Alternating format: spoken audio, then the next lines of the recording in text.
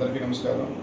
ఈరోజు Vempalli police station నందు ఇద్దరు గంజాయి అమ్మేవాళ్ళు, అదేవిధంగా తాగే అలవాటు ఉన్నటువంటి ఇద్దరిని అరెస్ట్ చేసి ఈరోజు 1 కేజీ 100 గ్రాములు సీజ్ చేయడం జరిగింది.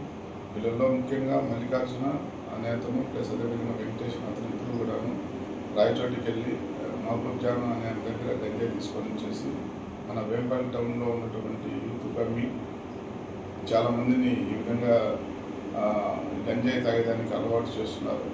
సో దీనిలో భాగంగా మాకు రావాలని సమాచారం మేరకు వీళ్ళిద్దరిని కూడా అరెస్ట్ చేసి ఈరోజు రిమాండ్కి పంపిస్తున్నాము.